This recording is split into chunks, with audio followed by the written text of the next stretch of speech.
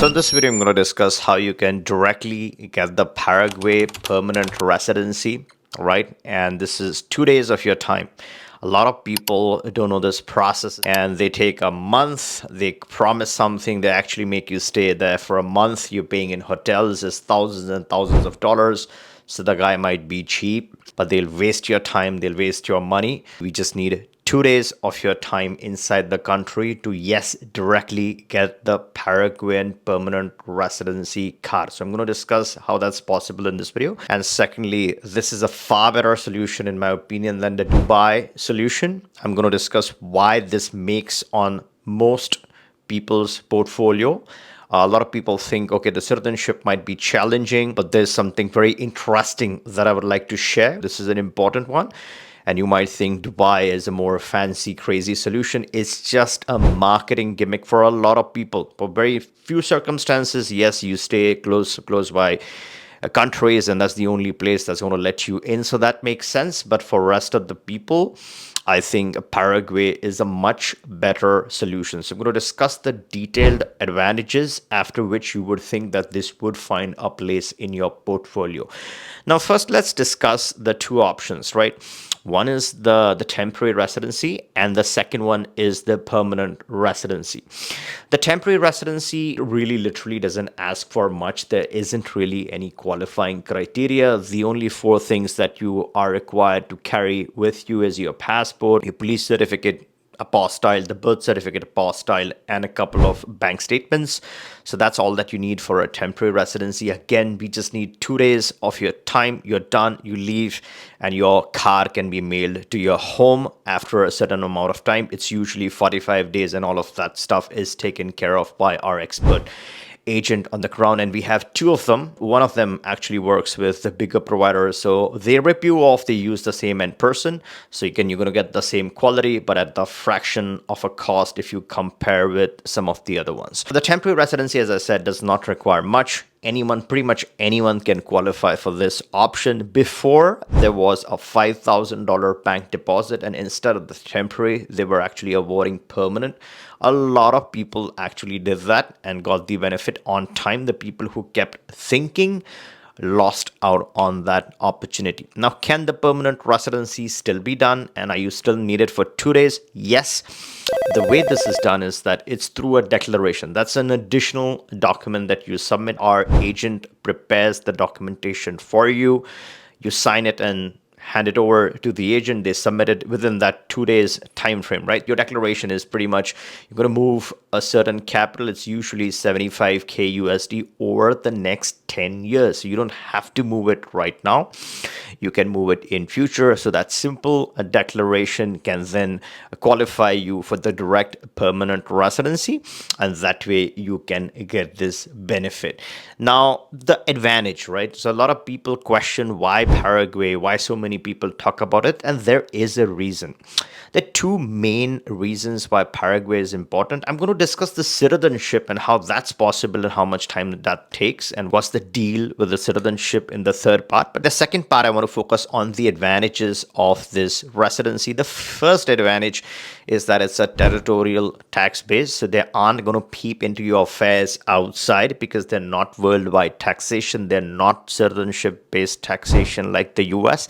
They're territorial. So let's say you're working for a Paraguayan employer, you're drawing Paraguayan salary, then you really have to worry about paying taxes. But if not, then you're dealing with a territorial system, so which has a lot of advantages if you think about it. And this could be a bridge residency, right? So let's say you're targeting a couple of powerful citizenships. You're in the tax net because you're doing the physical presence. You're looking for an exit. So you can't keep doing the Dubai all the time. It's expensive. It's far away. There's some physical travel required to that country. Here, if you have this solution, it's locked in for once and it's for you for lifetime. As long as you're renewing this thing on time, if you have temporary or permanent, it effectively works like a lifetime option. That's where someone like us matters, remind you, and we can help you with that renewal from time to time. It's not just one renewal. Maybe you have 2 or 3 different options in your portfolio. Each is working on a different time frame. You have to schedule this. You have to remember your dates, and then accordingly we can help you with that renewal. And at any point in time, right, you want to discuss these options, you can always reach us and we can discuss which one is the best option and get you started. Now with Paraguay, the second big advantage is that it has a 9% tax. Now, most of the other countries, including Dubai, is going to impose or is imposing a 9% tax. So why do you even need Dubai at this point? Are you really going and enjoying that Dubai lifestyle? A lot of people run away because of the pollution complaints. It's a great country. There's nothing against Dubai. It's beautiful and it works for some people. But let's say you're not from the Asian side, you're from the Western side, then pretty much Paraguay makes a lot of sense. Even if you are from Dubai and you plan to be in Dubai, the times are changing. It's getting crazier. It's getting stricter. Tomorrow, if you get knocked out of Dubai, then you want to have that backup option like Dubai. And that's where this thing makes a lot of sense. So a lot of my Middle Eastern clients from Saudi Arabia, from UAE are crazy about the Paraguayan solution. It could close at any time, right? Anything can happen. So this is the time where you don't waste time and get started. Keep this, lock it in, put this in your portfolio. It's a lifetime option, right? And some people claim, okay, citizenship, right? So what's the matter with dual citizenship and stuff? Now, before I get to the dual citizenship aspect of this, I first wanted to discuss how do you get to citizenship? What is the physical presence requirements? Now, the key thing to remember here is that before you apply for the Paraguayan citizenship, the last 3 years before you apply, you want to make sure you've lived in every single one of those years for 6 months, right? 6 months, 6 months, and 6 months, and then you can apply for the Paraguayan citizenship. That way you could naturalize. Now, a lot of people instantly get scared. Hey, I cannot put in 6 months in Paraguay like that. But let's say you're doing this as a bridge option, right? You're hopping tax residencies.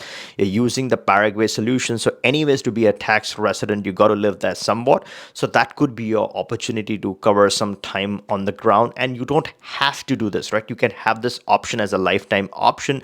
Let's say your Dubai is working out or some other residency is working out for you. Fine, you have this Paraguay sitting in your portfolio. If the times really go bad, there's a war situation, whatever, you don't know, right? You just happen to go to Paraguay, then suddenly you already have the residency, you're already doing the time, and then you can qualify for that citizenship aspect. Now, in practical terms, a lot of people have dual citizenship with Paraguay, but if you really strictly go by the books, and this is not immigration advice, this is just my opinion on this topic, if you stick to the books, which you should always think about, right? And again, each one has their own strategy. Sometimes certain countries, if you obtain a nationality, it works as a hack where you can't renounce that nationality, so you automatically unlock the dual. If that happens, then you can have 3 or more. Again, that's a very complicated topic. I've made a separate video regarding this dual citizenship hack, and if you've missed that, you can hop onto this video. This talks about a unique solution in place where you can bypass this option. But here I want to stick to the Paraguayan dual citizenship situation. A lot of people have the Italian passport or Spanish passport. If you have the two, either of the two, then you can unlock. And if you unlock that option, let's say you are targeting one of those passport anyways, or you already have that passport, then there's a straightforward option. You've unlocked the dual citizenship equation with Paraguay. If not, it sits in your portfolio. You still get the same benefits that you would otherwise get. A lot of people aren't eventually going to vote, right? So if they're not looking for a passport, then this makes a perfect solution for people who are still looking for the 9% taxes, territorial tax base. And in future, if you need to convert this into citizenship, you always have locked in your option. And as I said, we work with one of the best and the fastest processes. The second part of the puzzle is how to make them work lightning fast and stick to the timeframes that are being discussed, right? The 2 days of physical presence, after 45 days, you get your card mailed. Now, the cedula is a separate process. It has a separate time frame.